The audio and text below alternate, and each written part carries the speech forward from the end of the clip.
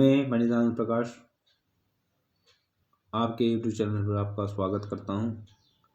आज 23 दिसंबर स्वामी श्रद्धानंद जी का बलिदान दिवस है और आज उनके बलिदान दिवस पर हम सबको सच्चे श्रद्धा से भक्ति भाव के साथ श्रद्धांजलि अर्पित करना चाहिए।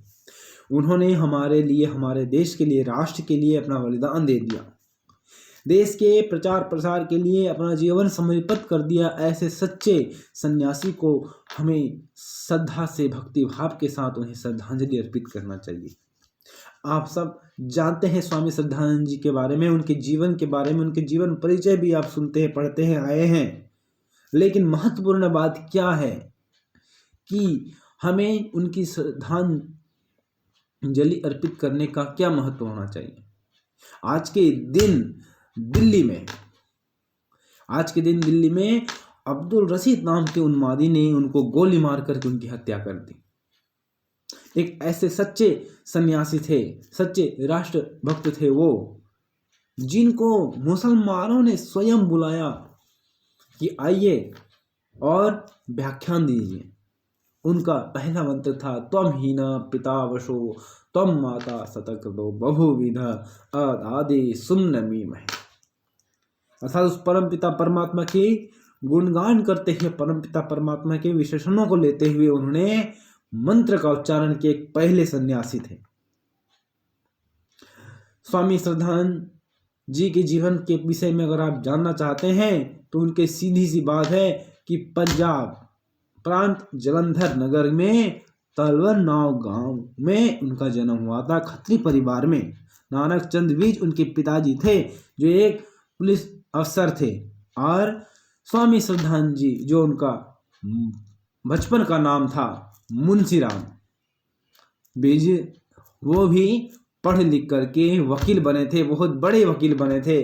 उनके पास सब कुछ था, धन दौलत, रुपया पैसा, जमी जायदाद, सब कुछ होने के बाद भी वो अपने जीवन में इतना बड़ा परिवर्तन लाए। वह सच्चे नास्तिक थे, ईश्वर पे भरोसा नहीं था। लेकिन बरेली के एक कार्यक्रम में स्वामी दयानंद जी को जब उन्होंने देखा, गुरु स्वामी दयानंद जी को जब उन्होंने देखा और उनके प्रवचन सुने, उनके तर्क वितर्कों को जब सुना, उनका आशीर्वाद जब प्राप्त हुआ, तो वह अपने जीवन को परिवर्तन कर दिए। आर्य समाज के लिए वह तत्पर रहे और आर्य समाज के प्रचार प्रसार के लिए, धर्म के प्रचार प्रसार के लिए सदैव आगे बढ़ते रहे। हमारा यह वेद वेदांग उपनिषद का पठन पाठन चलता रहे, आगे बढ़ता रहे, इसलिए उन्होंने गुरुकुल की स्थापना की। गुरुकुल कांगड़ी विश्वविद्यालय आप सबके समक्ष विद्यमान है और उनकी ही त्याग, तपस्या, निष्ठा के कारण वह विद्यमान है। और इतना विशाल विश्वविद्यालय उन्होंने अपने सच्चे मन के साथ स्थापना की। पैसे नहीं थे, दान मांग के, भिक्षा मांग करके उन्होंने गुरुकुल की स्थापना की, ताकि बच्चे वहां पढ़ सके और अपनी संस्कृति को, अपने धर्म को जान सके, वेद वेदांग को स्वाध्याय करके अपने जीवन को सुधार सके। गुरुकुल में जब गुरुकुल खोला गया तो उनको पढ़ने के पास, उनके पास बच्चे नहीं थे, तो अपने ही 2 बच्चों को सबसे पहले उनको रखकर गुरुकुलीय शिक्षा देने का उन्होंने निश्चय किया और गुरुकुलीय शिक्षा बच्चों को देने लगे। कांगड़ी गांव से सभी जंगल के अंदर उस गुरुकुल को स्थापना करके विशाल गुरुकुल को बनाया और बच्चों को वैदिक शिक्षा पद्धति देने लगे। शुद्धि आंदोलन का भी उन्होंने प्रचार किया। अर्थात जब गैर मुसलमान लोग जोर जबरदस्ती हम हिंदू भाइयों को जब मुसलमान बना रहे थे, तो उन सब के लिए शुद्धि की आंदोलन की शुरुआत की और सबको, हिंदू भाई लोगों को अपने धर्म में फिर से वापस लाए और उनको शुद्ध किए। बहुत बड़ी बात मैं कहने जा रहा हूं, जरा ध्यान देंगे आप, कि आज हम ईसाई बन रहे हैं, आज हम खुद ईसाई बन रहे हैं, जोर जबरदस्ती ईसाई बन रहे हैं। वह कैसे बन रहे हैं सुनकर बुरा लगेगा। आज 23 दिसंबर है, एक दिन के बाद 25 दिसंबर सब क्रिसमस मनाएंगे, जो कि हमारे हिंदू धर्म में, हमारे भारतीय में ऐसे कोई चीज ही नहीं है। Christmas tree, Santa Santa Santa करते हैं सब। आजकल के पेरेंट्स जो माता पिता हैं, छोटे छोटे बच्चों को सेंटा बना करके प्रसन्न होते हैं, खुशी मनाते हैं कि मेरा बेटा सेंटा बना है। ये गलत प्रवृत्ति कैसे आ गई लोगों के अंदर? आजकल हम स्वयं ईसाई बन रहे हैं। सोचिए कैसे बन रहे हैं।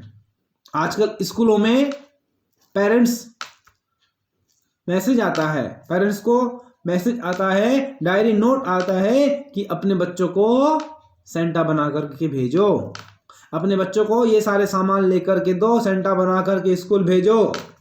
और पेरेंट्स भी बड़े खुश होते हैं। आजकल के माता पिता कितने खुश होते हैं, मेरा बेटा सेंटा बना है, उसको अच्छे से सजा दया के सेंटा बना करके भेजते हैं। घर में इसमें ट्री लगाते हैं, ना जाने उसमें क्या क्या करते हैं, लाइटें, चॉकलेट, गुब्बारे और भी तरह तरह के रंग बिरंगे चीज लगा करके वे फालतू के संस्कृति को अपना रहे हैं। ईसाई बन रहे हैं, खुद ईसाई बन रहे हैं, अपने पैर पे कुल्हाड़ी मार रहे हैं। ये बात कड़वी जरूर है लेकिन सच्ची है। आप चिंतन करिए, अपने मस्तिष्क में जरा सोचिए कि यह करना कहां तक सत्य है। अरे हमारे भारतवर्ष में इतनी सारे आदर्श महापुरुष है, महात्माएं हैं, गुरु है, आचार्य है, उनके आदर्शों को नहीं मानते हम। दिवस ही दिवस है, जयंती ही जयंती है, बलिदान ही बलिदान है हमारे भारत में क्रांतिकारियों का, वीरों का। हम उनके जीवन पे हम क्यों प्रभावित नहीं होते, उनके जीवन से कुछ क्यों नहीं सीखते? आजकल के पेरेंट्स ऐसा क्यों नहीं करते कि रामनवमी में बच्चों को राम बना करके भेजे स्कूल, राम के ड्रेस में तीर धनुष पकड़ा करके भेजे?